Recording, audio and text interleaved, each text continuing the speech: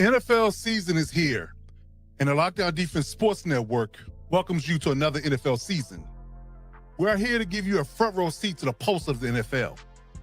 Join us every Tuesday night as we break down the latest news, dissect the hottest headlines, and fire off fearless predictions that might shape the future of the league. From the locker room drama to game-changing plays, we're just not watching football, we're living it.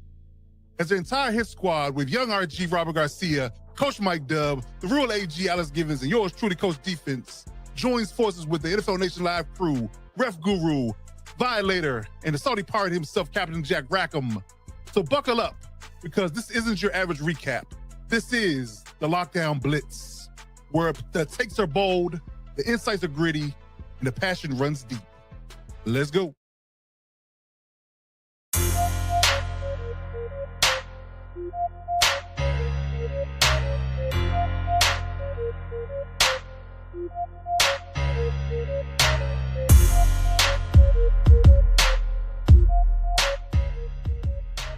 To all my heavy hitters and lockdown defenders, welcome to the Lockdown Blitz.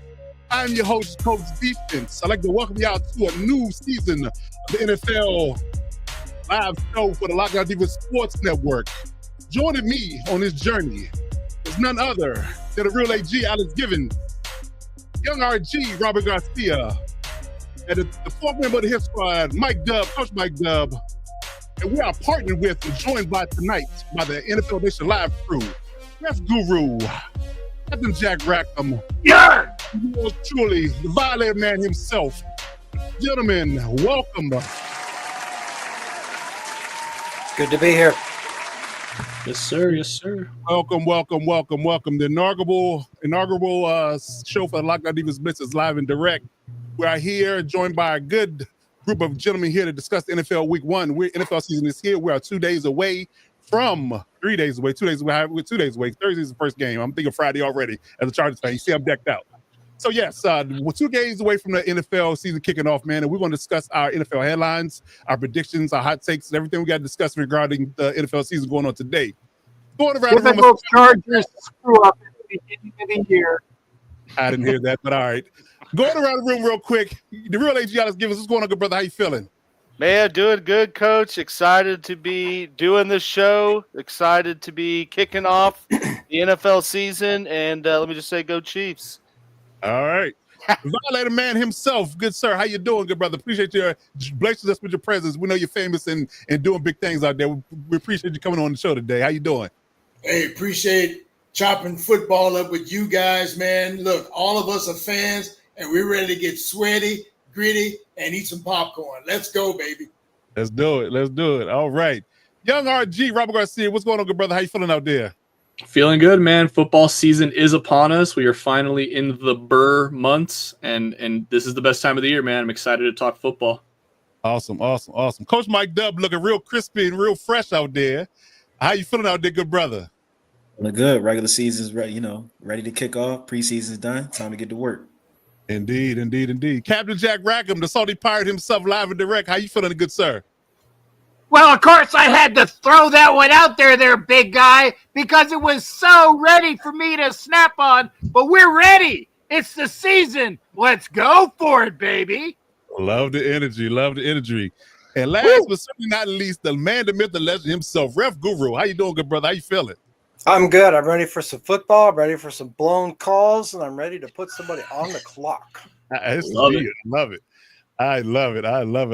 So, yes, we're going to start off the show live and direct. We're going to get hot and spicy with the NFL headlines this week. We got a couple of topics we want to talk about in our normal segment we call Hit Squad Headlines. We got a few headlines we want to discuss with the audience today and talking about what's going on in the NFL, the latest and greatest news, as always.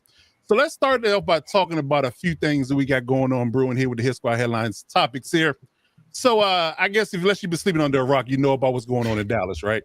So we saw an epic trade happen last week in regards to what happened with Micah Parsons, the fallout. We have been covering that in our preseason coverage all summer long.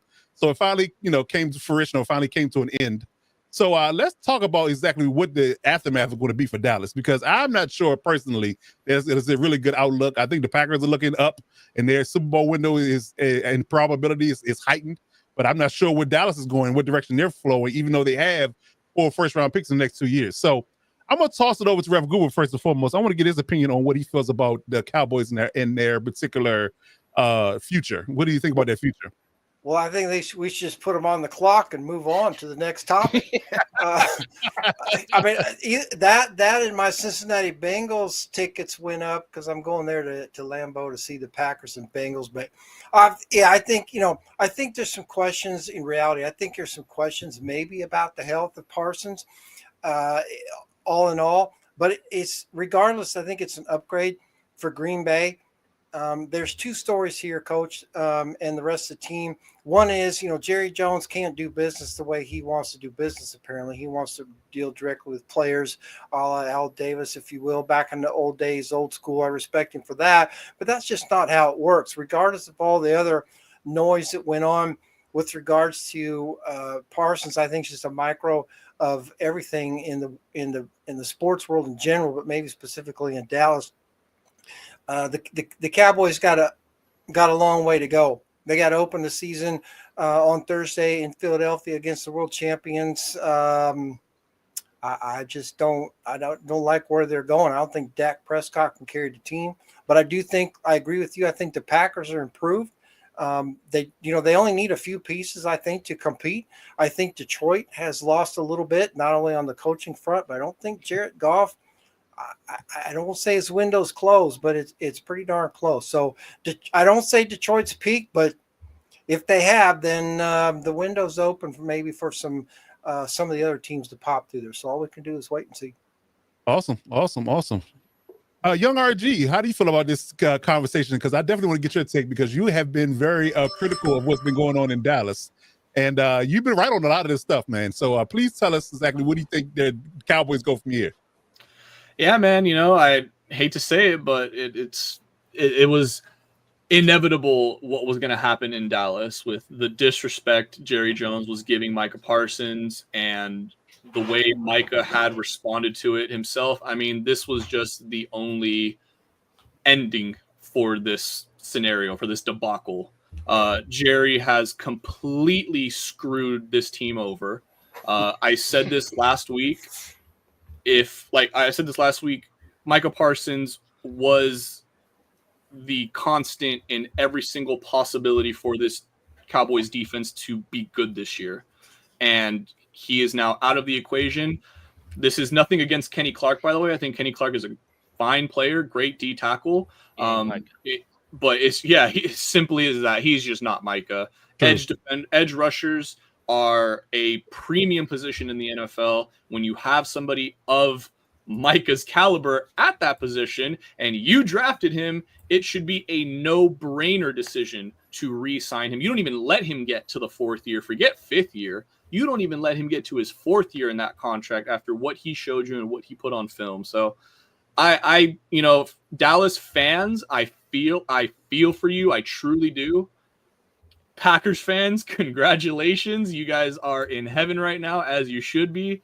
And, I didn't think the Cowboys were going to do much this year to begin with.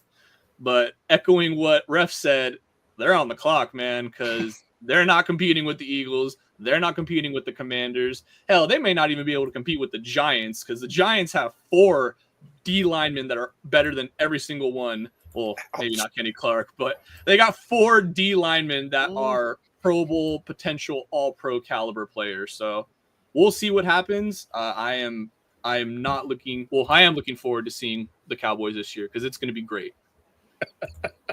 I think you want to see it so you laugh at him and say, I told you so. Correct. That's correct. Okay, fair enough. Violator, my good sir, how you feeling? What do you feel about this Cowboys debacle, and what's your take on it? Do you have anything alternative to add? Because I think we all have the laughing emoji queued up for us in regards to what they're going to do in 2025. Yeah, keep that laughing emoji up there. First of all, I think that they came to an impasse because Jerry couldn't conduct business like he's used to doing. Like Ref said, it's a new day, but Green Bay is a winner in this deal. regardless of those first round picks that Jerry got, he's rolling the dice on next year's quarterback class. I really believe that. But they're just writing this season off, man. It's for entertainment purposes only. All right. Okay. Yeah, fair enough. Coach Mike Dubb, who has a bird's eye view from the Commanders press box. What do you feel about, outside of normal glee, what do you feel about the Cowboys today? And before, clearly you felt about them a little bit differently last week. So how do you feel about them today? Yeah, I mean, I gotta say, RG called it. He called it. I was on the other side of things last week. He was right. I didn't see it coming, but I agree with everybody. Cap, you did too. So, got to give credit where credit is due. I think they knew Jerry for what he is, and I agree with everybody. I think that they pretty much threw the hat in on this season, which is I wasn't super high on them anyway with Micah Parsons, but of course after this deal, I think that they took an evaluation on what their reality was for the season, and I think they're trying to cash in big in the future. We'll see if they hit on the picks or not. Obviously, they're trying to redo what they did in previous years with the Herschel Walker deal and all those things like that. I think they're trying to run that back and see if they can strike gold twice. But for this year specifically, I don't see them as a threat at all. So I'm more surprised that they would trade him in conference, if anything, to make the Packers even stronger. But we'll see. We'll see what the Packers do. Obviously, they came out on top of this. We'll see. Only time will tell if it works out for the Cowboys. All right. Captain Jack Rackham, outside of you wanting to dance on Jerry's grave here. He's ready to go. The Undertaker. Well, let me say as a Jones brother, I'm Jimmy Jones, Jerry's other brother. Jerry Dimmadome. There you go. Jerry's other brother. And like I said, Jerry tried to make things happen, but y'all know he was going to F this up. I'm just saying. You knew he was going to do it. And I think my boy, what's his name, Captain Jack, he said it last week that it was not going to get done. He was not going to do anything long-term with those star people. Every time I see a star, I think of the aliens that are coming down and inhabited Jura's brain. But don't tell him I said that, because I don't want to have my tickets to the big sky up there in the skybox. I don't want to have them revoked. But I think we can. What was that? What's that? Ref Guru says put them on the clock.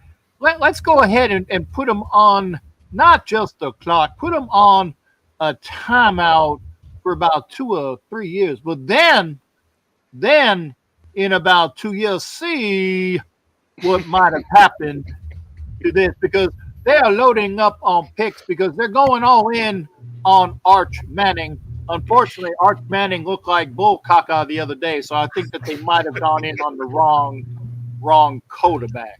But Jimmy Jones says this is what's going on, and again, praise to Robert, praise to Captain Jack for being spot on this situation, and I thank you there, Coach, for letting me handle my Texas business, sir.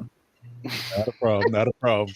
As we round this out before we get to our next topic, Real AG, do you have anything to add to this particular gambit of conversation?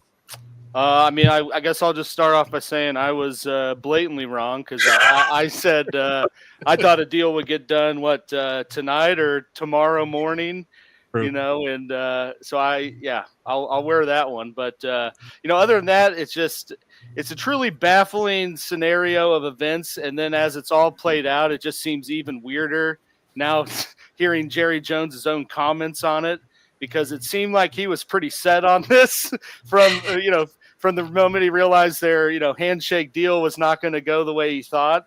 And so it's, for me, I'm like, if that was the case, why didn't you do this before the draft when you could get some realized return, or make it more public to start a bidding war and actually benefit, help your franchise out for the future. So, what I think really happened is Jerry was just running on the high of his Netflix documentary, probably watched the episode where they talked about them fleecing the Vikings, and he's like, man, I bet I could do that again. calls up, Green Bay and thinks he got it done, and Cowboys fans are eating it up too, and we're all playing right into Jerry's hand because we're going to talk about him for the rest of the year, about how this move just totally derailed their year and what they're going to do in the draft, and then he's going to do something wackier in March, and we restart the clock. So we're just living in Jerry's world now, Apparently. Yeah. Coach, could I add one more piece to that? Sure. I know we want to move on, but real quick, I think lost in this too was Jerry Jones's comment that he said they were able to address some needs of the team with some Pro Bowl players, and the Pro Bowl doesn't mean anything anymore. I mean, when you say I got a Pro Bowl player, you're talking tier 2, tier 3 players now, because the tier 1, tier 0 players don't play in the Pro Bowl. So Tyler Huntley made the Pro Bowl. I don't know what caliber player he thinks he's adding when he says he's adding, quote, Pro Bowl players, because it means nothing now. Their run defense got better. Hey, their run defense did get better, though, according to Jerry Jones. Well, we'll find out how much run better outside. Yeah. Hey guys, they really beefed up the interior of the D line. What should we do? They could really use a Micah Parsons. I think that would be a great fit. I'll tell you, stop talking bad about my brother. We'll put some oil on them, and then they can't tackle him. Barkley's just going to go to 3/4-inch cleats, and it's all over. There you go. Yeah. There you go. We're going to wet the field real good for the game. Well, I think the folks that have been wetting the field have been the ones that have been in them videos that you see what they do. I love when you just select to drag one of the words out. Yeah. As one of being a Cowboys fan, it's amazing that you can see in the videos that how people react. And how many TVs did we see lost? How many flagpoles did we see getting tossed? How many wives been giggling their goo ass off when they see their husbands just totally losing their minds? It's amazing. It's amazing. Yeah, so we'll have to see what the fallout's going to be. But I would hearken this before we move on. Now, if you're a basketball fan, or if you've been paying attention to what's been going on in Dallas in general, or Texas in period, now hearken this to the Luka Doncic trade. Everybody was up in arms at how crazy Nico Harrison was when he traded Luka Doncic away. But if you see what he got in return holistically, but getting the number 1 overall pick, getting Cooper Flag, adding some, essential pieces in the draft and free agency, and they look like a championship caliber team all over again 1 year later. So we can revisit this in 2 years when Jerry cashes in all those draft picks and do that trade comparison, whether or not they won the trade. Now, I will say this. If he does like Matt Stafford did when he got traded, and he win the Super Bowl immediately, then it probably does not matter. But short of the Green Bay winning the Super Bowl, the trade can be compared in 2 years. So we'll see.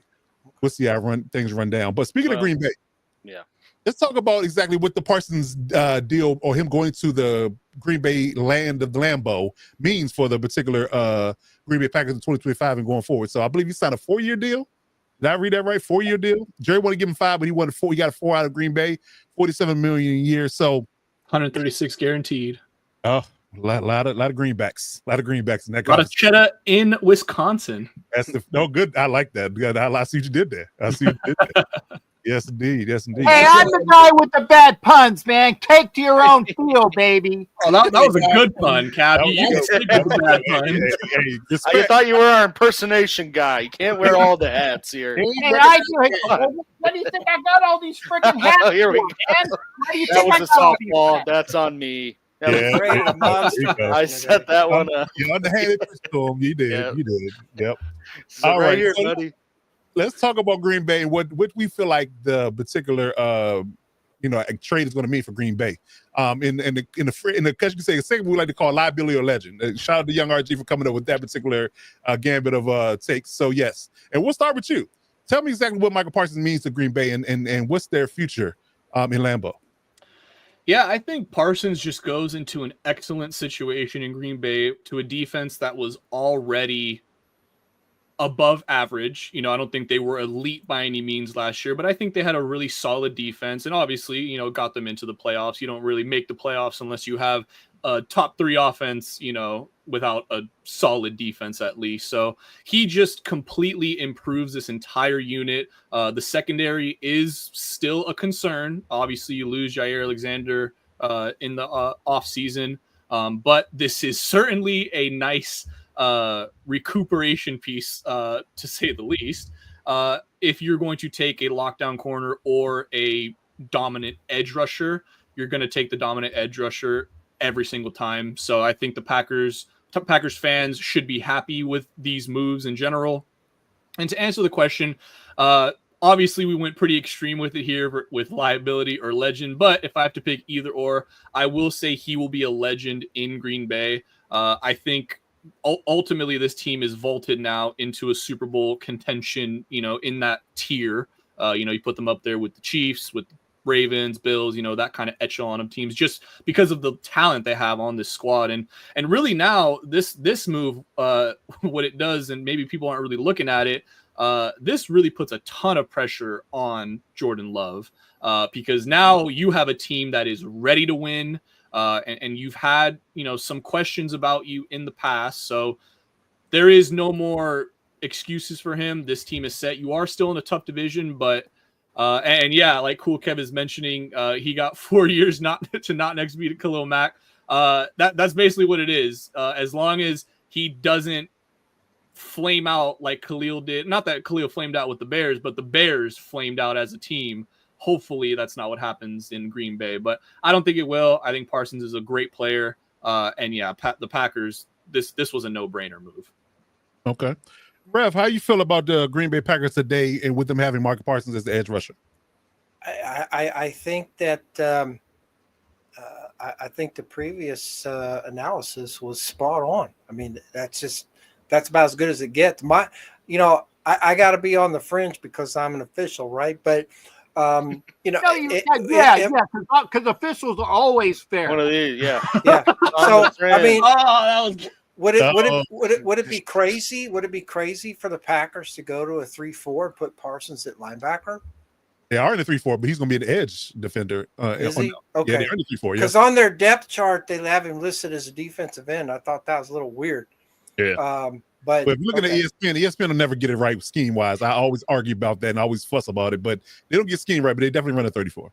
Well, I think if that's the case, then I think if you're anybody in the NFC right now, you're gonna have to keep somebody back there to block that. I mean, he's not Lawrence Taylor, but I mean, when you're running a 3-4 and you've got one guy out there who can wreck the whole game, Lawrence Taylor showed us how you can do that.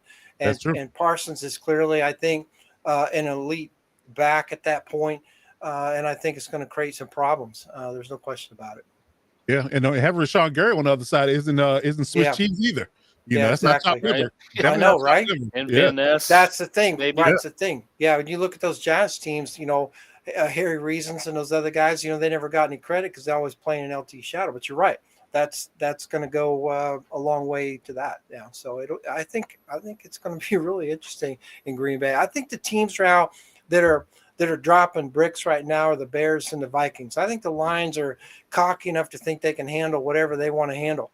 But I think the Bears now and the Vikings are like, maybe we're going to have to go back and re-script some stuff. I think the Bears in particular are going to have a lot of trouble with Green Bay now. I like it.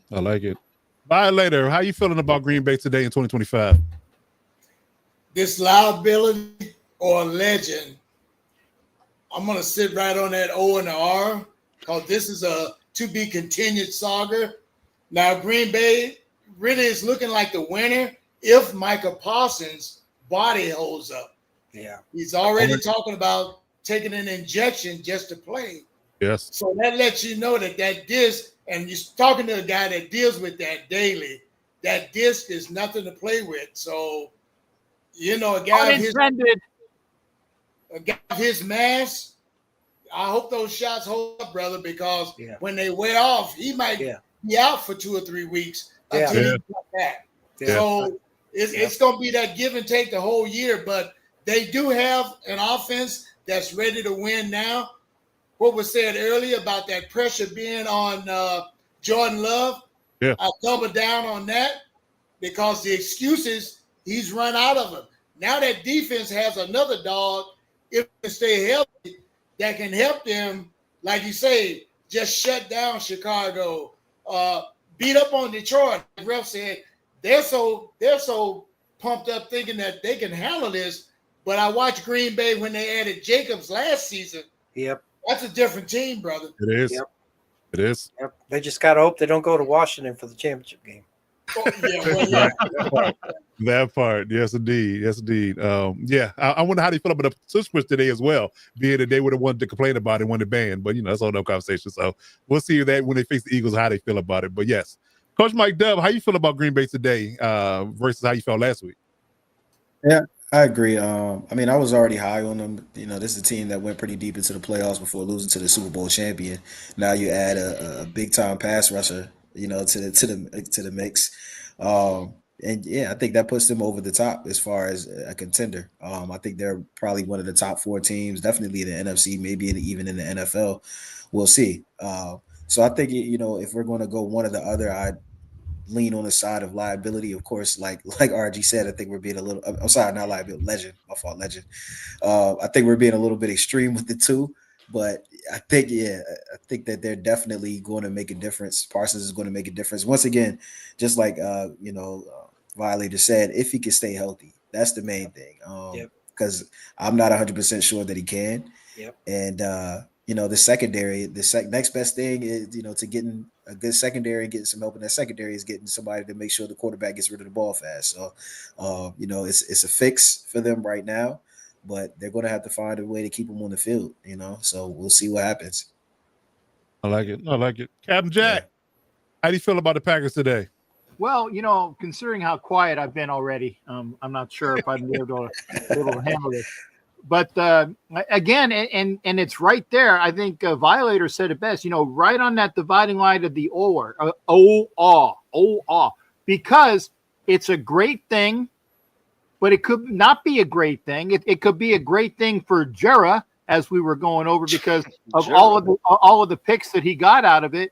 But Parsons obviously improves that defense. And the last time the Packers got a great pass rusher to complete that team from an NFC East team, I don't know. I think his name was Reggie White. I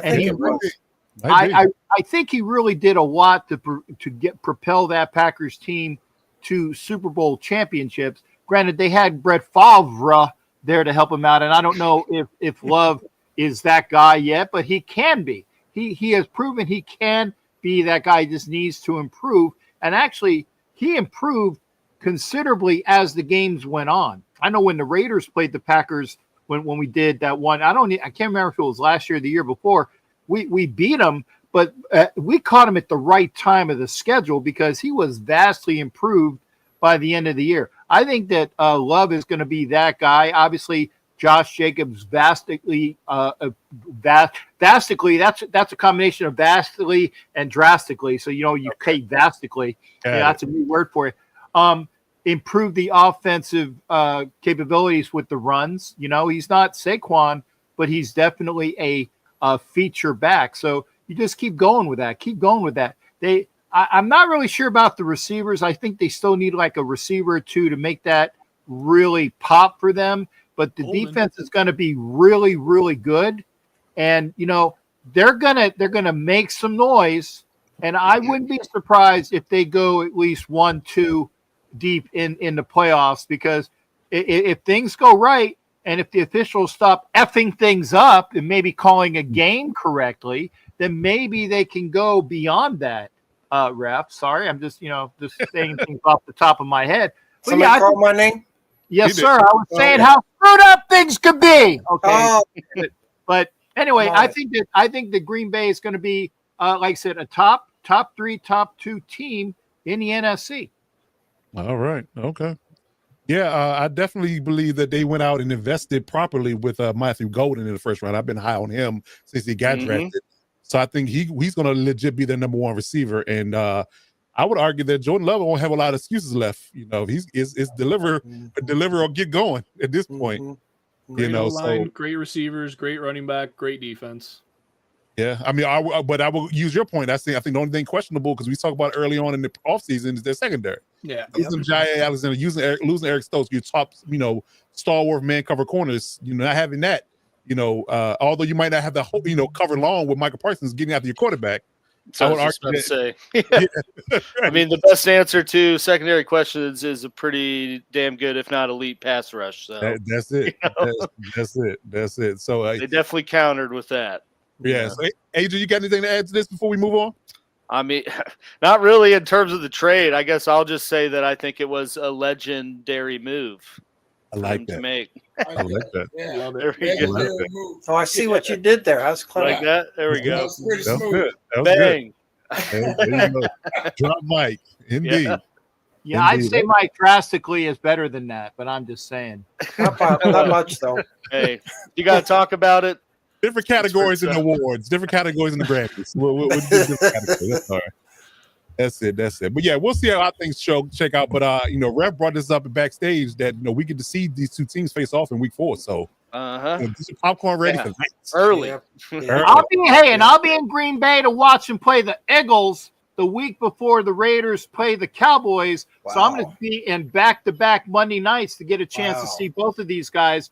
Gonna be legendary, just like they said on the show. Indeed. I see that. I see what you did there. I like it. All right. So moving on down the line, so let's get into our next segment. It's a segment we like to call Cover Forecast. Shocking NFL predictions. So I got a good one. Yeah, this is our predictions segment that we give our predictions on what's going on in the season week to week. So we got a couple of I guess you can say canned or predetermined predictions, and then we'll get into other predictions around the room. So starting off with the number one prediction that we wanted to discuss in regards to who we think that might be a worst to first prediction. So who's going to go from 0 to hero? What team, if any, do you feel like they might have finished last or didn't make the playoffs last year? They can go from drafting high to a division winner, maybe a Super Bowl contender, just based upon what they did in the offseason. So Alex Kim. Who? Oh, I'm sorry. Never mind. Official's joke. Oh, okay. Somebody who didn't make the playoffs. It might make the playoffs. Never mind. Oh, okay. Now I get it. Okay. Okay. Sorry, that's a knee slapper. There you go. Yeah, you're a mess. You're a mess. Never mind. Yeah, so I'm going on with Real AG first. I know you've been going last 2 segments, so I'm gonna let you start it off. So do you have anybody in your wheelhouse you think that might go from worst to first? I'm just going to stick with, I think this kind of been my consistent hot take all preseason ramping into the regular season, in that I'm putting faith in the Cam Ward basket in the banged up AFC South. And I think we see the Titans, like I said, make a little noise, kind of be the Commanders of 2025 with a new QB that can handle the pressure and knows how to run an offense. I think the Titans win the AFC South are squeaking potentially in a wild card. Oh, that's a good one. That is a good one. I like it. Quite literally worst to first there, huh? That's the fact. The pick up number one to making the playoffs is a quick turnaround. Absolutely. Coach Mike Dub, do you have anything in your zeitgeist that would tell us that the worst to first teams will, come to fruition in 2025? No, this one is going to be very controversial for people that know me. I have 2 teams in mind, but I'm going to take the one that I think nobody else is going to take. And I'm going to say the Giants. I think that the Giants is crazy being in my division, but that defense scares me. And the fact that they have a veteran quarterback that can just hold it down, and worst case scenario, then they got a rookie that they can toss it to. So I'm keeping an eye on the Giants. I think that they're a team that nobody wants to face right now. Which veteran quarterback though, Coach? I got to ask. I mean, Russ. I think Russ is going to hold it down for a little bit. They have options, so I don't think they're ever going to be in a terrible position. They won't wow anybody, but I don't think they're going to be in a position where they're just like, oh goodness, we can't find anybody to do anything. They have 3 capable guys, I think. So yeah, and that defense is just it scares me. So I got my eye on the Giants. I like it. Okay. All right, Violator. Do you have anybody in your brain, in your mass, IQ of a Capesa that can give us a high prediction of who might go from worst to first? I did until Coach Mike stole it out of my bag. That's okay, Mike. Listen. Like he said, they got 2 experienced quarterbacks. They've got a damn good wide receiver. That defense is nasty. And I like Jackson Dart. I do Yeah. too. I do watched too. He him looked hold good, the too. rear. I watched him in Ole Miss just slaughter other teams, man. This kid doesn't even know how good he is yet, but he's so That's right. confident that he rides right on that arrogance line, you know, kind of like Joe Burrow when he came into the league. But Yeah. the kid is good. I'm watching the Giants this year. You and me both. You and me both. I like it. And they may say the coach's job. Yeah, we talked about that I last agree week. with you on that front. I think we talked about that in the hot seat segment that we said that they might have, by drafting Jackson Dart, they might have saved Brian Dable's job for at least 1 year. At least give him maybe 1 or 2 years, right? Yes. there. Yep. I agree. I agree. Ref, do you want to go next or do we want to save you for last? Uh-oh. Oh my god! Put it away! Put it away! What a reveal! Come on, bring it. Blinding. The Lee Corso pick. Yes. Yes. I Oh, like so it. it's my last show. Damn. First and last. You're not trying to retire. We're not We retiring. hate to tell you, you're off the project. See, I blew the call. It wasn't even week 1.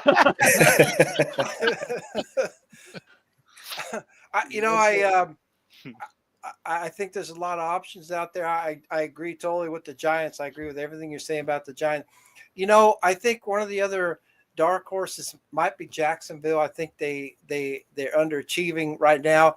But I'm going to stay with the Raiders. I'm going to die on that hill. I'm not a Pete Carroll fan. I'm absolutely never will be a Chip Kelly fan. But I think the Raiders will do one thing that they didn't do last year, and that's score some points. And I think if you're scoring points, you got a chance that defense might keep them in a couple games, but we'll see. But I'm gonna stick with the Raiders and let everybody else have their picks. All right. Okay.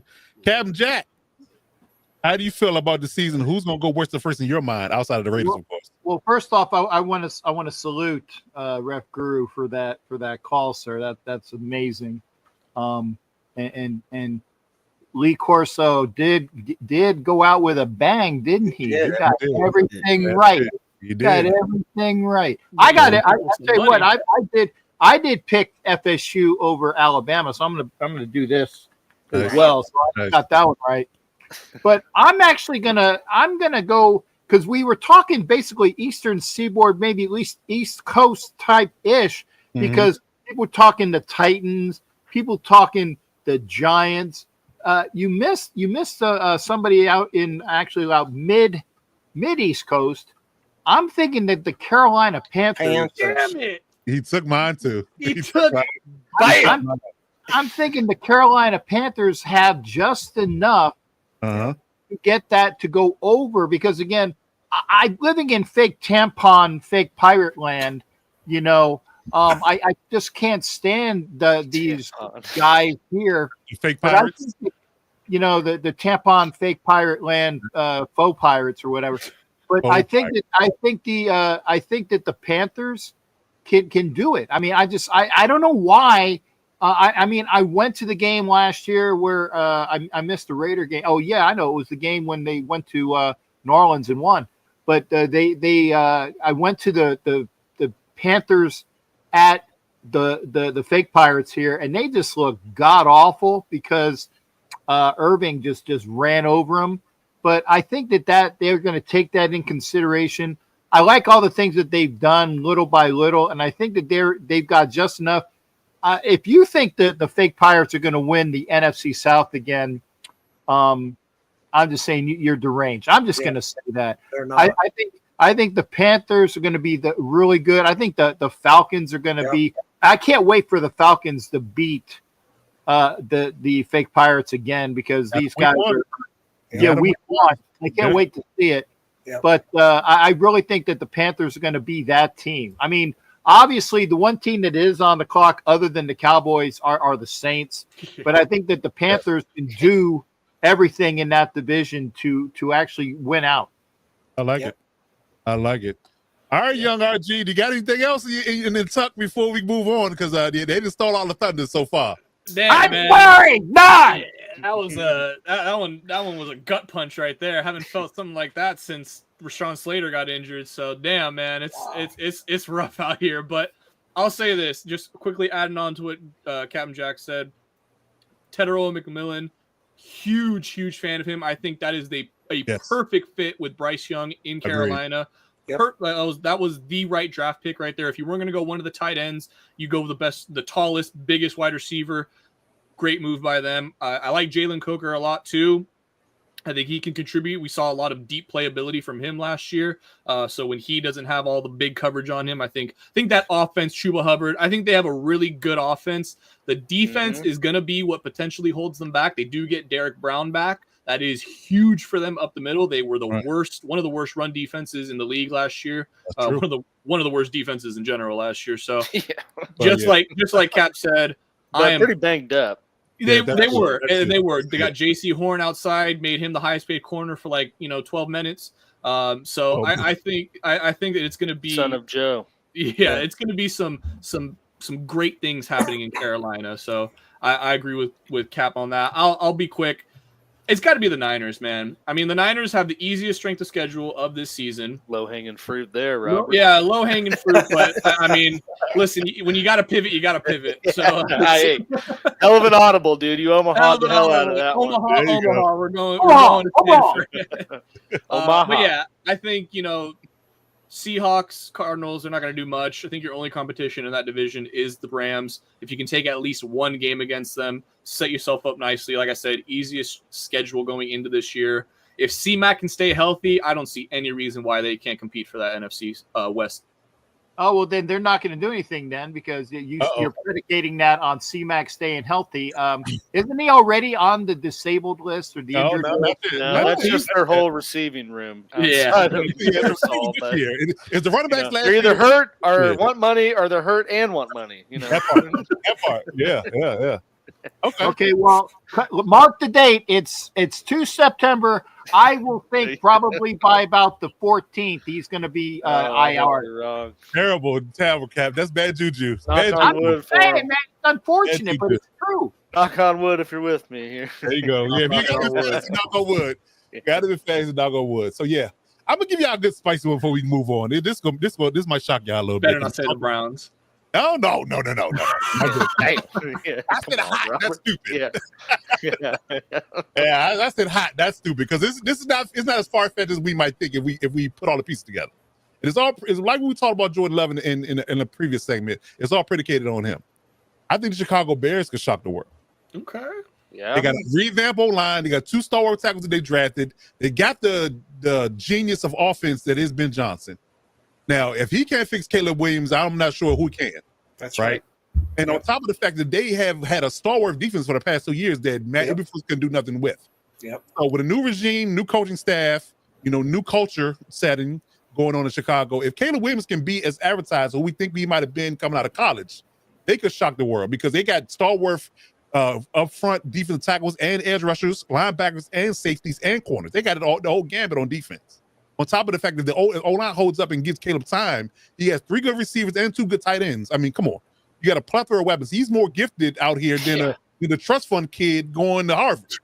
So he has like a Madden fantasy draft roster. I'm saying he had an all-man team of weapons in Chicago. So Windy City or not, only thing you could question is their running back room, and they got 3. They're gonna probably make 1 good running back out of the 3 they had.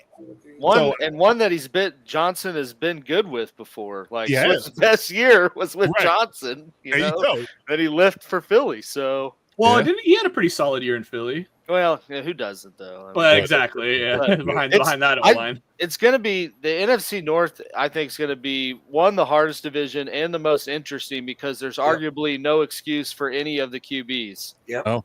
Right. Jordan Love, stacked lineup. We paid you money. Yeah. Caleb, we gave you everything you need. JJ, Sam Darnold could do it. So that's a good point.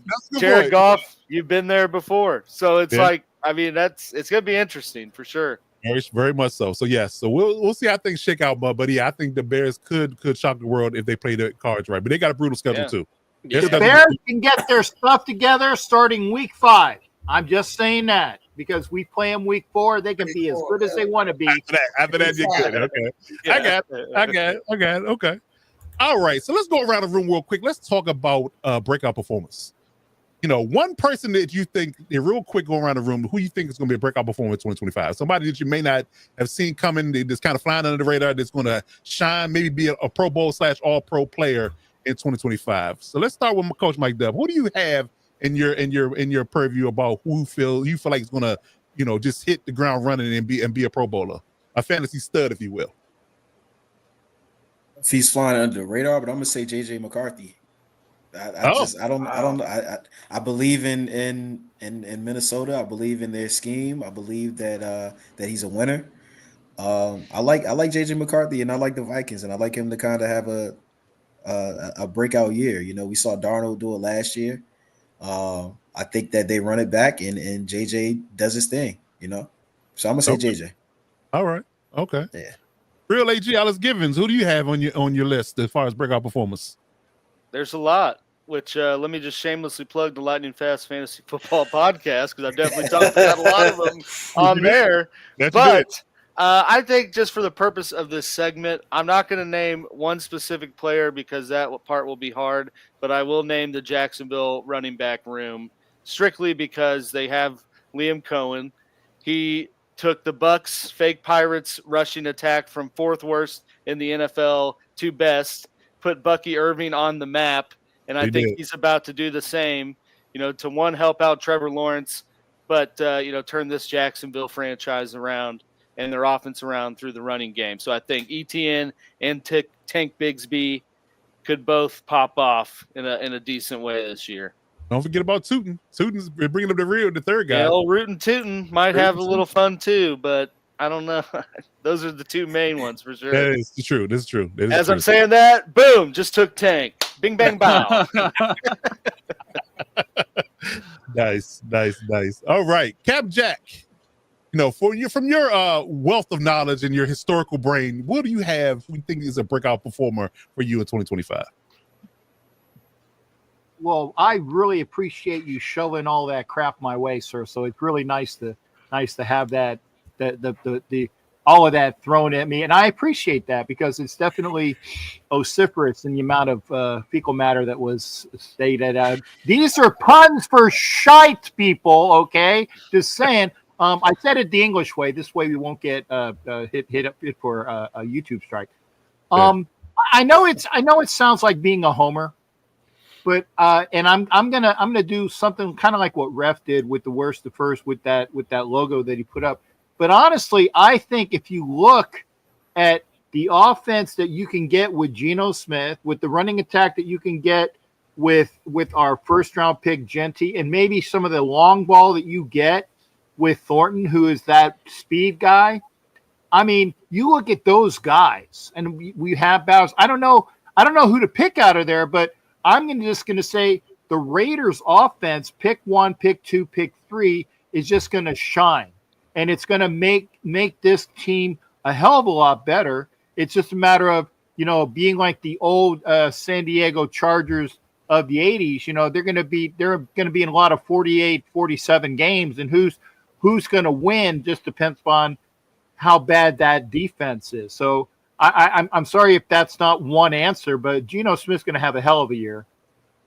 Genty's going to have a decent year, although he might not even be the best running back out of the rookie class. It might be O'Marion Hampton, but I'll give him some gloss there.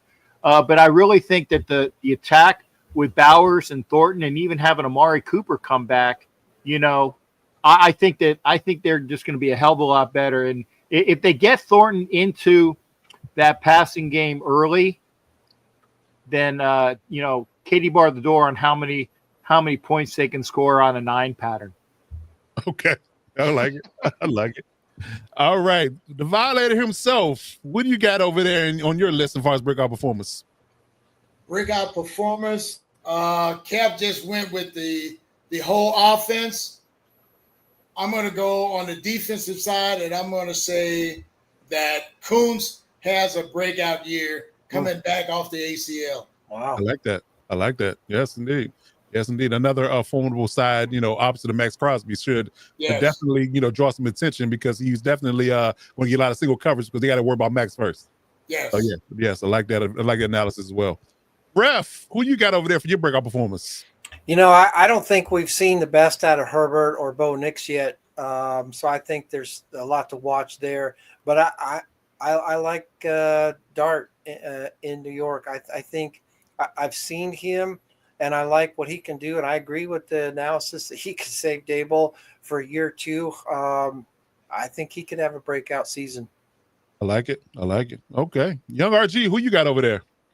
Yeah, I was debating. I was like, should I go my homer pick and just kind of pull a cap and just say the whole Chargers offense with a couple of wide receivers, new running back, new tight end. There's a lot to be excited about there. But went away, put my bias aside, and I'm gonna join Ref in New York. I'm gonna go with Cam Scatterboo. I think Scatterboo, yes sir. I think him paired with Tracy, I think that's going to be a great running back tandem. Yeah, that's a good one. I think once Dart comes in full time, they're going to really start relying on those running backs heavily. Yeah. With Russ, you feel a little bit more comfortable letting him kind of take control of the offense. He's been in the league, he's done this, won a Super Bowl. You're okay with that, but with the rookie, you're going to want to control the game a little bit more, kind of put the ball into the running back's hands. And Tyrone Tracy is going to be your first second down back. Cam Scatterboo can come in, goal line back, can get it done, get those nitty-gritty yards, those yards that nobody wants to get. He excels in that role. So I think he's going to be a huge, huge part of this Giants offense. May not be getting the stats this year so much to be, Pro Bowl consideration or something like that, but I do think he will be a significant part. And if Coach Mike Dubb is right on the money with the Giants going from last to first, he's going to have to be a big reason why. Agreed. Hey, remember, I gave flowers to a Marion Hampton, so I don't know if y'all heard that or not. You did. I did. Okay. I respect that. Respect that, Cap. I kind of glossed right over that friggin'. I was shocked when you said that Genty wasn't the best running back in the class. I was stunned. I couldn't even respond. So that's this year, but it's gonna flip next year. Okay. Gotcha. Right. Okay, that's respect. Now I did say that, and I reiterated today on Shameless Plug on Electric Shock Podcast, LA Chargers coverage.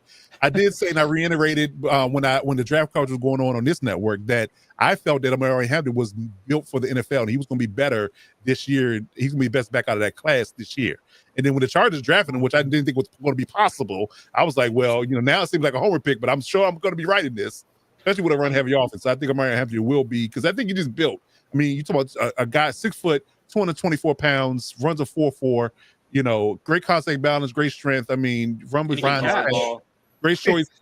He can pass. Right, do it all. You can do it all. I don't think we see a talented running back of this ilk in the Chargers organization since LT.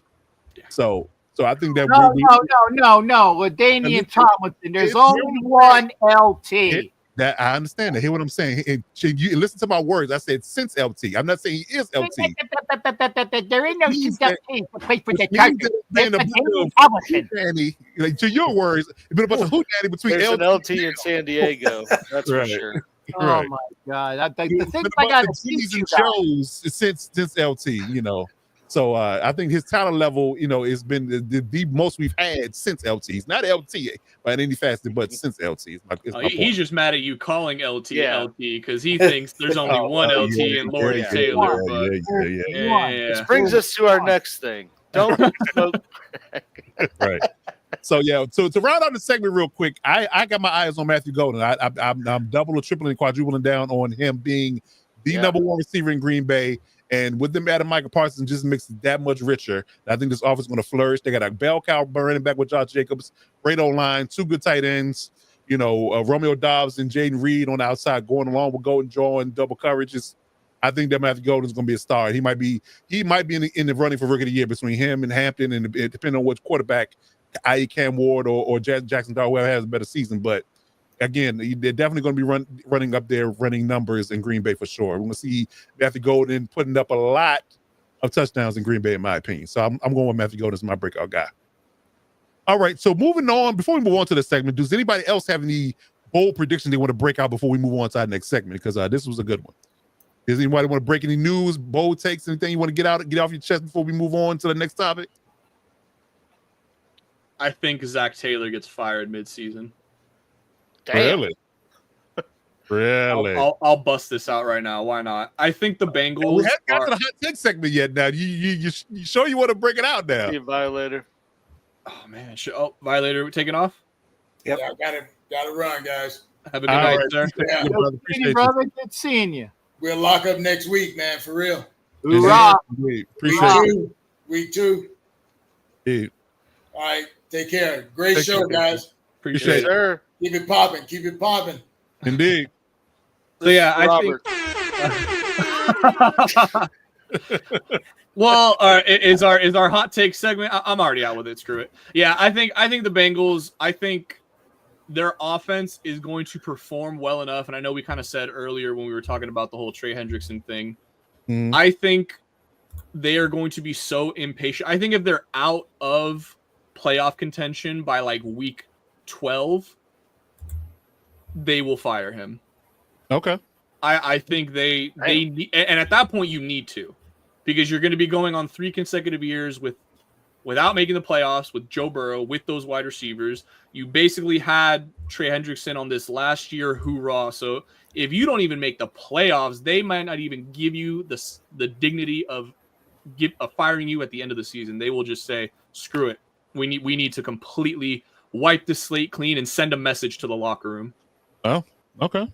Okay. I got to ask, though, how many tackles has Joe Burrow had the last several years, other than when he throws the pick to the other people? Or how many tackles does Lamar Chase have, or T. Higgins?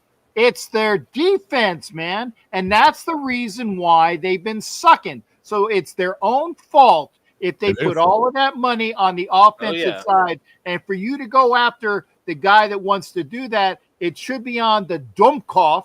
I watched a lot of Hogan's Heroes recently, so that's why I picked up Dummkopf. It's the Dummkopf that's in the general manager's spot in Cincinnati. It's his fault. Yeah.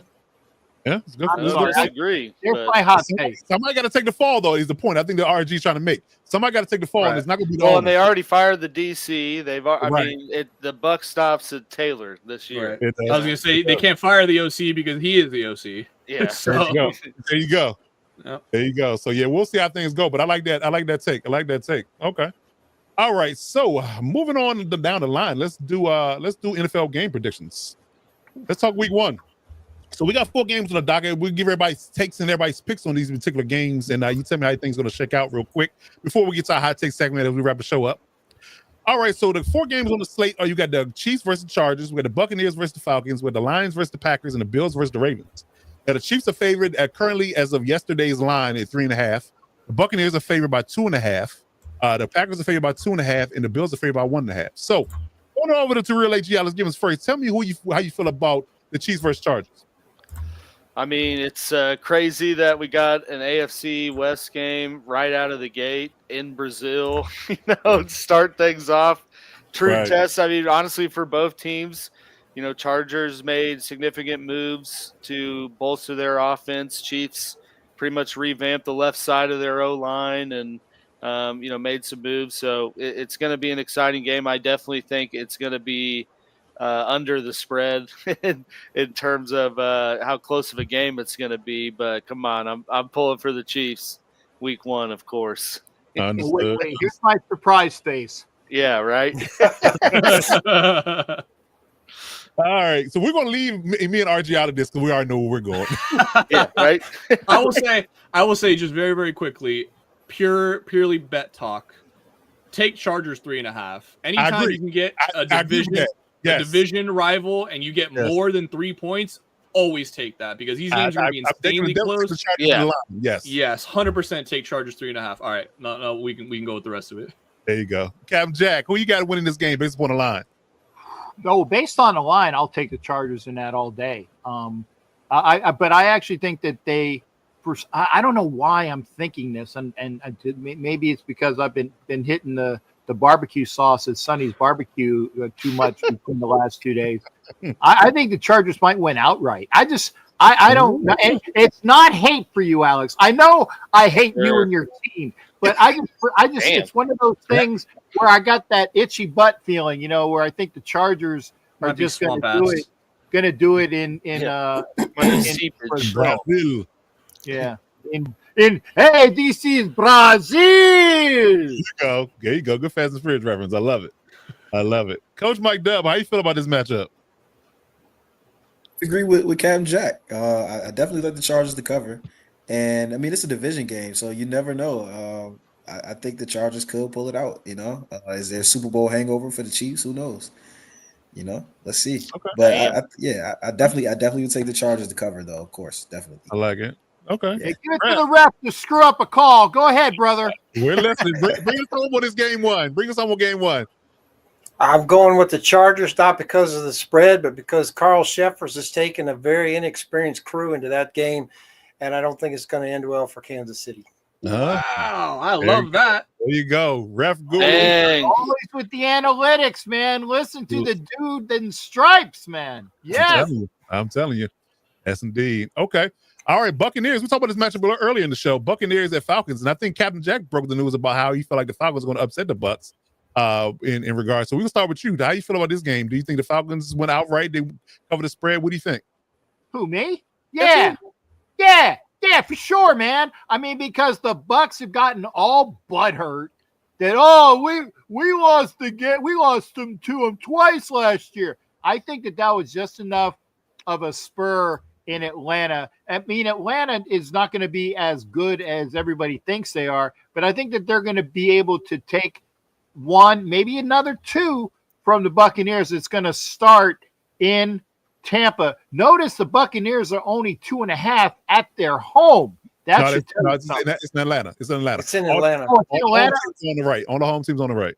I apologize. But I'll still I'm not the only one that blows calls.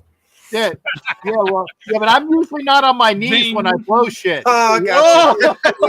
Whoa. I'm sorry. Did I say that? I'm sorry. I was in here. Okay. Yeah. Home team on the right. The quiet part out loud. I get it. Yeah. You did. Did I say that? Oh, I'm very sorry. Yeah, I'll still take Atlanta. Well, let's throw it over to ref next. How do you feel about the Buccaneers versus the Falcons? Land Clark has taken his entire crew from last year, except the umpire. I'm going with the Falcons at home. Slam dunk. I like it. Outright. All right. Okay. All right. Okay. So, young RG, how you feel about this matchup? Yeah, this is going to be a great matchup. Just noticing here, besides the final matchup, these are all division games. This is going to be a great. Not Bills Ravens, but that's what I said. But besides the last one, he says. So these first three are all divisional games.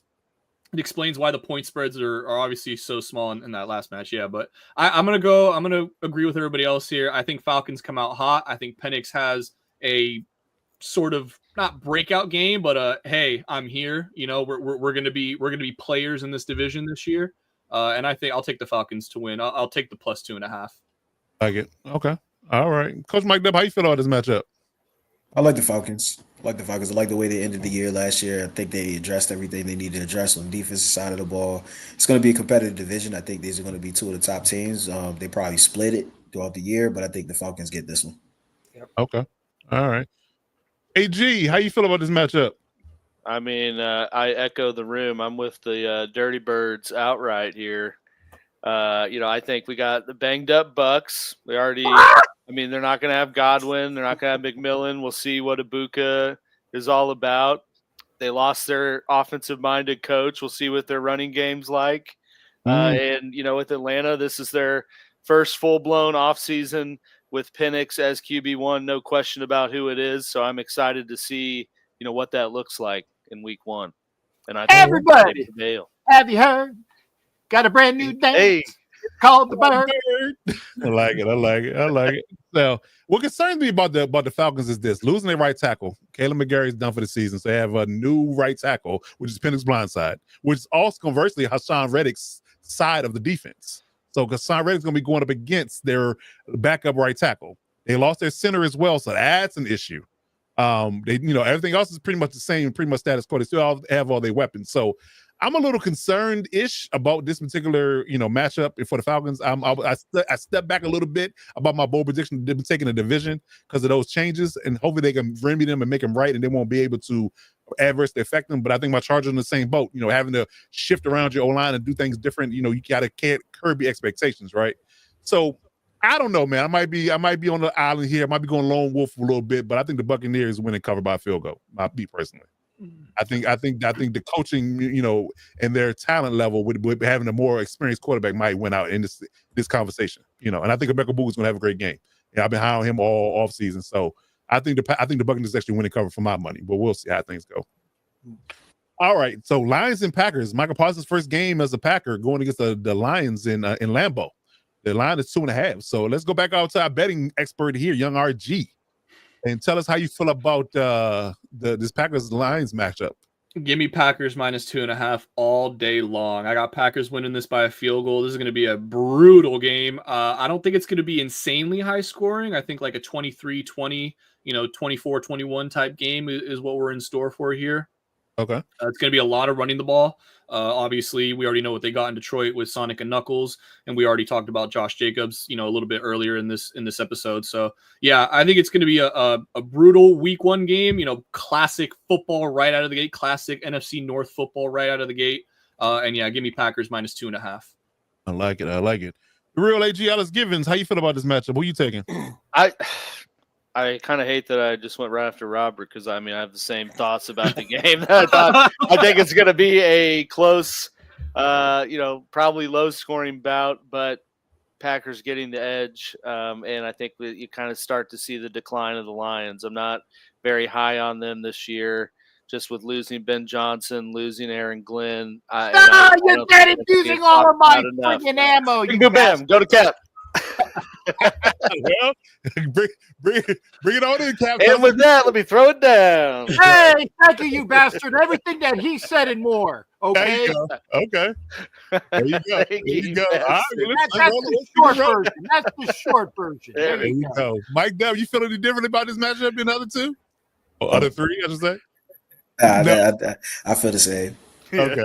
Okay. Toss it down, Cap. Throw it down. You got to toss it over now. There you go. All right, I Rap. got something to throw over, but I can't do it on camera, Dan. Oh, Lord. Lordy do it. So, Ref, do you feel any differently about this game based upon your analysis and who's covering it? Well, I think Green Bay knows what to expect out of Detroit's defense. I don't think Detroit's offense knows quite what to expect out of the Packers. Detroit's offense knows quite what to expect out of the Packers defense now with Parsons. And I just think that the Packers are going to get an important win at home. Clete Blakeman's taking a fairly experienced crew in there. I think it'll be a well-officiated game, but I like the Packers at home. Like it? Okay. Remember to have to say, for those who don't know, his family's from Wisconsin. So make sure you say that. Wisconsin. Wisconsin. You're not biased. You're not biased. You with those cheese heads. Yeah. Okay. Now that my secret's out, yeah. Nice. Okay. All right. Yeah, I'm going full on with y'all. I'm jumping on the bandwagon as well. Definitely taking Packers by field goal for sure.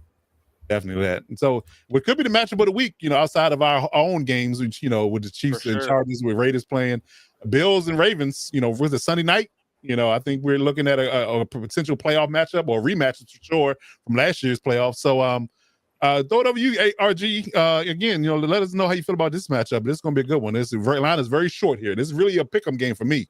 Yeah, no, this is 100% a pick'em game for me as well. If you're going to pick anybody to win, or obviously, if you're going to pick somebody in this, you're going to pick a winner outright. There's going to be no, lines here. It's pick your poison, but personally for me, I'm gonna go with the Ravens. I think Lamar, and the Ravens want a bit of revenge for that playoff game last year. Now, obviously, it's not equivalent at all because one's a playoff game, one's Week 1. However, it just kind of gives you that good sense of, some good momentum going for the rest of the year. I also think the Bills have a ridiculously, I don't want to say easy, but very nice schedule set up for them. So an early loss here won't really derail them like a lot of people think. So yeah, give me the Ravens straight up. I like it. Captain Jack, how you feel about this matchup? Well, thanks for RG for setting me up. All you bastards have set me up, taking a lot of my good stuff. Okay. Here's the thing, man. Look at it. Do the Bills leave the Eastern time zone? this year. I think maybe once, and I think they go to the Central Time Zone once. They play all of their tough games in Buffalo versus the Ravens, versus that NFC team who escaped me, whatever that NFC team that they drew. They're playing them in Buffalo. They're playing the Ravens. They're playing the Bengals. They're playing friggin' Kansas City. Playing Philly in Buffalo? Well, whoever it is, they're playing them in Buffalo. Whoever that NFC stalwart is, they're in the Eastern Time Zone. They don't even friggin' leave. I mean, my God, if you had to go get, miles on your credit card for plane flights, you're screwed this year in Buffalo. Okay. Bills are going to win. I don't know if I said I would definitely stay away from the points. I think Bills win. It's going to be a squeaker, just like I had a couple minutes ago. You guys didn't hear.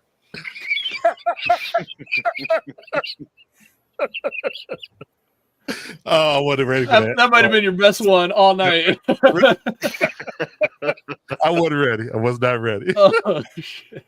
Oh, that's funny. That is funny. Ref, I don't know how you follow that, but I'm going to throw it over to you. Please tell me how you feel about this matchup. Walt Coleman had a squeaker too. The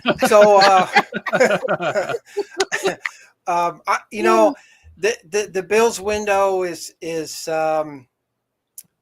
not shut, maybe halfway closed, but they need to get it done. This game could determine where the AFC Championship game is going to be played. That's Buffalo needs to win this at home. They got to keep Derrick Henry in check early so that Ravens can't rely on the running game to run out the clock. I like Buffalo at home. John Hussey's taken the third or fourth most experienced crew into that game, and that's not an accident. So from that standpoint, I think it'll be okay there. He's bringing everybody back from his crew except his umpire, so that crew's worked together quite a bit. But I like the Bills at home. I just think in the past, the Ravens have taken a week or two to get going, and I think being on the road isn't going to help. And so I like Buffalo over there at Orchard Park or wherever they're playing now. Did Hussey lose Mahalik there, ref, or am I misquoting teams? Did he do the what? Didn't Hussey have Mahalik as his boy? Yeah, but 115 retired, so we're done with that nonsense. Yeah, okay. Yeah, Poor we're done with that John is nonsense. dead. Poor John Mahalik's dead. Yeah, I'd have a moment of silence if he was worth it, but he's not. So we're not. Wow, shots fired. We're coming out hot. Yes, indeed. Coach Mike Dub, how you feeling about this matchup? I'm going to take the Bills in a close one. I think the Ravens want this a little too much. We've seen them in the past kind of mismanage games by trying to do too much. Yeah. I think they're going to probably, hopefully this won't happen, but I think they may try to, coach outside of themselves and be a little too aggressive at times and just kind of put them in positions to where the Bills are just going to take advantage of it. So I definitely think it's going to be a close one. I definitely think that this could be possibly an AFC Championship preview, but I like the Bills in a close one. Okay. Real AG Alex Givens, how you feel about this matchup?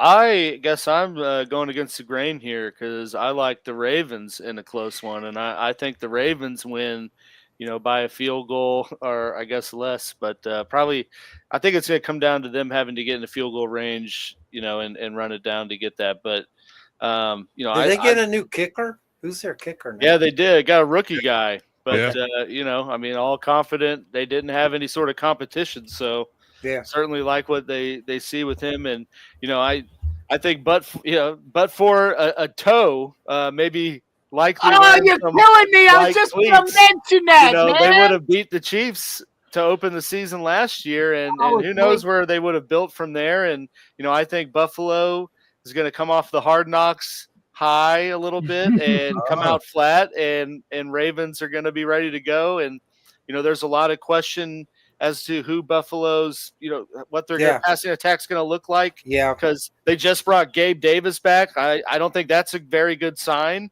And it's going to be a big James Cook, Ray Davis game. And I think the Ravens defense can stop that. And so the X factor is going to be, can they contain Josh Allen enough in the run game and keep it close and win at the end? And I think they do that. Yeah, but Buffalo's got their work cut out for them week 1. Yeah, no doubt They about it. do. I think the Ravens defense is much improved. Adding Mike Green and what they did in the draft, Adam Malachi Starks to that already stalled secondary is a lot. It's a lot. But I do believe Hey, Kyle Hamilton. Yeah. I do believe that the Buffalo still remembers what Derrick Henry did to them in the regular season last year. Reason why they limited him in the playoffs. And I think they'll do the same in this particular matchup. And I'm taking Bills with the spread. I'm taking Bills to pick them 1.5 for sure. Definitely win the game by hopefully they don't win by 1, but yeah, hopefully they win the game by at least 2 points. But yeah, I'll take the Bills at home to start off the season. I think that's riding with my prediction about them making the Super Bowl. I said they were going to debunk the MVP hangover, the Hard Knocks curse, all that stuff. They're going to debunk all of that and finally make it to the Super Bowl. So if they got to do it, they got to start now. So I'm going to go with the Bills 1.5 for me. I will say this: the Ravens winning inning is not likely. I'll tell you what, though, Cap. I'll tell you what, though, Cap. We took all the home teams. I don't know about that. That's a good one. That's a good one. Road team winning there somewhere. There's somewhere. No, but they said there's only 4 games. Right, so the Bill. Well, wait a second. Then I don't think. Bill should have been. Yeah, that was a kind of piece. I thought all the home teams on the right. Bill's actually away. Bill's a home. I'm sorry. Bill's a home team. Honestly, the prop game, there is no home team. It's 2 away teams, if we're being real. But Chargers are the technical home team. But whatever. Home game. You're right. Copy that. Yep. Gotcha. Okay. All right. So those are games of the week, man. Drop us a comment. Let you know how you feel about these matchups and who you picking for sure. And shameless plug. As you watch the channel with the Lockdown Diva Sports Network, we're breaking a new segment on Saturdays. The young RG, the degenerate gambler himself, will be dropping his best picks of the week. So if you need betting advice or need gambling suggestions to try to win some, quote unquote matchups on DraftKings or whatever you bet on, hit that up on Saturdays. So we'll be getting a quick short to let you know what's the best bets of the week. So look out for that on Saturdays at 12 noon. Cool. Yes, sir. Yes, sir. Yeah, going to try making y'all some money this season. Very excited. Betting is a big part of sports in general, but there's just something a little different about betting on NFL football, man. It's just great. It's truly great. Absolutely. All right. So to round out the show, let's get to our 4th and final segment. The segment we call 4th and final, our controversial hot takes of the week. So if you got any hot takes outside of, RG, breaking his news early in regards to what he feel like is a hot take. My bad. We go all good. Listen, the spicy takes are always welcome. So let's go around the room. Let's start with the real AG Alice Givens. What are your hot takes for the week or the season? However you want to flavor it. Give us a quick hot take how you feel about what's going to happen in the start of the NFL season. I mean, I think we've already done my hot take of the season, and I can't really think of any big picture ones right now that we haven't talked about. So I'm going to say hot take for week 1. It can be anything. Upset alert. Who's going to get upset? We don't see coming. Anything. I don't know if it's really don't see it coming, but I think it could be construed that way. But I think that the Seattle Seahawks look a lot better than people think, and Darnold, is the same QB he was in Minnesota with his weapons, and they beat San Francisco week 1 pretty decently. Oh, I like that. I like it. Okay. Coach Mike Dub, what do you got over there brewing hot in the oven? I have a hot take that I probably would. I'm trying to think if there's a upset that I would see brewing this week. I don't really see too much of a big upset this week, but I will say that my hot take, I want to go on record as saying I think that the Ravens win the Super Bowl. I'm gonna go ahead and say it now. Damn. I wanted to make the prediction before picked them to lose week 1, man. I do. Yeah. I do. So I think I have them losing. You got to start from somewhere. Right. And then I have them redeeming themselves and beating the Bills in the AFC Championship. And eventually I'm not going to say who I think they'll play. What I do think the Ravens are going to take the Super Bowl this year. So I'm going to say it before week 1. We'll see how confident I am by week 8. Right. Okay. Yeah. Ref, you got anything hot brewing in your pan over there that you think you want to now? Well, yeah, I don't like the NFL opening up an international game, a division game, essentially on the road. for any teams, but particularly the AFC West. I don't like international games in general, but I know it's a marketing thing. They got to do it, blah blah blah. But I don't like it division teams not only cheating their fans out of a home game essentially, but making those teams go down there in week 1 to do all that nonsense and all the international stuff and the craziness that has to happen. They go down there and eat some bad food or something. It's just not cool. That you got a division game on the line in an international game. I think that's just super lame. I also think it's super lame that they put that game on a streaming service. I think, stuff is going where it's going, but you're going to put an international game out there and then limit your audience to people that only have Amazon Prime. It's on YouTube. Yeah, YouTube, sorry. But it is free on YouTube. I will say that. One is free. They threw us a solid and gave us this one for free. Everything else they better, goddamn it! What the hell? You gotta install YouTube TV and put in your credit card. That's and you the get to whole watch thing, it for free, and then you had to remember to cancel it. It's gonna be a regular YouTube. Okay. Yeah, you can any YouTube account, just create one and you can watch it. You don't even need one actually. You just watch it. No, you don't. Indeed. Okay. But either way, I just think the bigger thing is just a division international game in week 1 to me just competitively ridiculous. But robs the Chargers of a home game too. Well, yeah, I mean, that's better for them because they probably would have had everybody in Kansas City in that place anyway. I don't know. Well, maybe, but just from a competitive standpoint, I guess I don't mind a week 1 international game.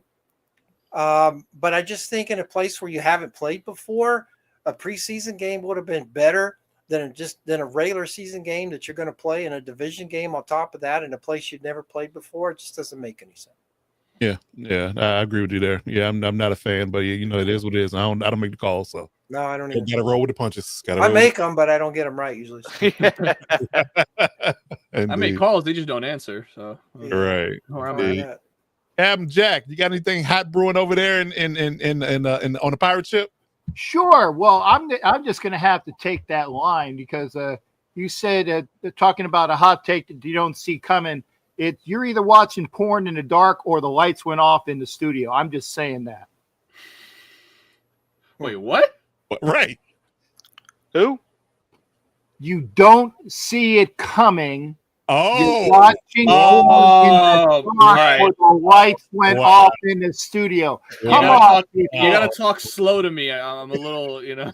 Do you understand the words that are coming out of my mouth? Let me ask you a few questions. I understand now. Wow. Man, that was wonderful. That was gold. That was Common and Gilbert Godfrey. You lost me at corn. I was checked out on the corn. I heard corn in the dark. I'm like, is this like a weird sex thing or like? That was a country song or something. Maybe. Okay. Here, let me do this again. Well, since we're talking about things that you don't see coming, on the process of watching porn in the dark, or the lights went off in the porn studio. Bum, bum, bum. Got it. Oh my God! Please work with me here. Jesus. Now I'm here. Yeah, now we're caught up. We're here. We're here. We wanted to be, but we're caught up. Yeah. We're caught up. Okay. All right then. All right. So shall we move on? Is that's your hot take of the week? Yeah, that's it. That's a hot take. Porn in the dark. Usually it's dark anyway. Okay. Well, I'll reel us back in with some actual football. I think the Carolina Panthers beat the Jacksonville Jaguars week 1. Bam. I'm with you on that. Yep. That's not a big stretch. Yeah. I don't know if I feel like because we all kind of agree. Yeah. Trevor is So I don't know if it's I like the call, coach, but I'm with you. That's not. Hey, I'm sorry, Coach. Great call, but I don't think it's that controversial. Okay, that's not mild. That was sizzling. That one's been sitting under a heat lamp for a while. Yeah, gotcha. I would add too. There's no way that the Pittsburgh Steelers going to go into New York and get beat by the Jets. Oh, ooh, see, My disdain for Aaron Rodgers wouldn't let me go there because I thought about that one, but I was like, I don't care. Like, Yeah, no, I agree. Yeah. I just don't care at this point. Like, whatever they do is what they do. I don't like with them having Aaron Rodgers the quarterback at Pittsburgh, although I love Mike Tomlin. And what the Jets are doing, they're always a dumpster fire. So it's like, because I could throw the shade about Cincinnati being upset by the Browns and all that good stuff, but it's just such a dumpster fire in both places. I just don't care. Didn't we say last week, wasn't it you that said Mike Tomlin's not going to get the 500 this year? Somebody said that. Mike Dove said that. Wow. Yeah. That's hot. That's the hot. I mean, I still resonate with that, sir. I think you're right. Yeah. Wow. It's still hot. A week later. Wow. It is. It's still cooking. It's still cooking. That's like a chili fajita, man. You hear this. Yeah. All right. So we got out our hot takes. So wait. I got one more. My bad. I'm gonna double down real quick. I'm double dipping on my earlier take. Browns taking the dub week 1 against the Bengals. There you go. Straight up. Damn. If you're a betting man, Browns straight up over the Bengals. With Shador. With Shador Flacco. No, it'll be with Flacco. Okay. It'll be with Flacco. Flacco's going to get hurt. That's in Cleveland. That's not a stretch. And then they're going to be like, Shador, get out there. Yeah. Okay. He's ready to go. I just think, I know it may not be a stretch, ref, but I just think if the Bengals lose week 1 again to the Browns, there is going to be fire alarms going off all throughout Cincy. Yeah. I don't doubt it at all. Bengals Very could realistic, go in there and though. Shador all over the Browns. Yeah. Myles Garrett could just Shador all over Burrow, dude. Yeah. I heard that. That's great. Yeah. Thank you. Yeah. Not bad for a lawyer. There you go. Thank you. Good one, indeed. So, as we round out the show, I just want to give a quick shout out to Ref Guru. As the season goes on, clearly we don't have any football yet, so we don't have anything to review. But as the season goes on weekly on this show, if you have any controversial takes that's going to happen, we're going to have Ref Guru live and direct to give us his controversial calls review. So if anything that goes haywire, i.e. what happens in the Chargers Chiefs game, if they got, weird, funky things going on there, hey, whatever. So it starts. Right, of course. A little bit. I got to throw a little bit of shade. A little bit. It's got a little dark for a second. Then we're back. That's fair. Yeah, but yes, throughout the show, throughout the season, we're going to have our Ask the Ref segments. So if any bad calls or controversial calls come up, we get our in-depth and concise analysis from the NFL ref himself, Ref Guru. So if anything comes up, if you want to have your call reviewed for your own team or something you saw in your particular watching NFL throughout this watching on Sunday or Monday, shoot us an email, shoot us a DM, shoot us a line to let us know you want to get this call reviewed on the air. And we'll pick maybe 1 or 2 calls per week that may be controversial, and we'll get Ref to review them, give us his expert analysis on what he think the call was. Did he get it right? Did he get it wrong? Give us his expert analysis on that particular aspect of it. So we'll have that going on as a rolling segment throughout the weeks if something comes up. So be on the lookout for that. And if you're looking for the Lockdown Divas Sports Network and the Hit Squad, here's our socials here. The gang's here. Coach Mike Dub, the real AG Alex Gibbons, Robert Garcia, all on X and Twitter, mainly. Because, RG don't have an Instagram, but we're working on it. The Lockdown Divas Sports Network in its entirety is here. So like I said, drop us a line if you have any questions about the show, any segments you like to see, any things you love, you want to keep rolling.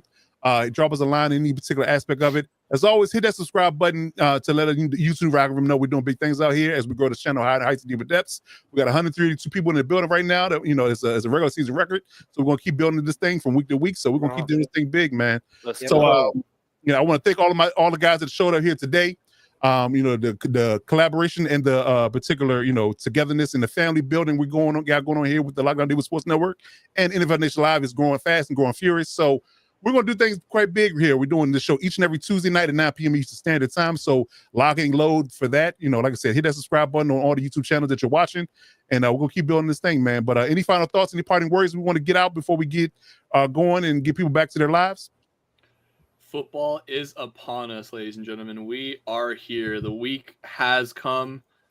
Man, it's exciting. About to enter the best time of the year right now. Yep. Absolutely. Yep. Absolutely. Yeah, I got one thing. Go Chiefs. Shocker. End it. Right. What's the year? Come over and watch some TV with me. Talk football with Captain Jack Rackham, baby. Indeed. So watch out for our NFL Insider videos. We got the Chiefs coming up. We got the Commanders coming up and the Chargers coming up as they preview their games for this week. That's going to be Wednesday, Thursday, and Fridays. Our betting segment on Saturdays. Our live show on Tuesdays. And we're going to get things rolling in good space, man. But Jake, I think every person on this podcast today and everybody has made this thing happen. And like I said, we're going to keep building this thing, keep rolling on throughout the NFL season. So we'll be back for week 2. But in the meantime, between time, from the Hit Squad, myself, Coach Defense, and NFL Nation Live crew, Ref Guru, and Captain Jack Rackham, we thank y'all, and we'll be back next week with another video. But until then, you got to do one thing and one thing well. You got to step up to lock it down. Yeah.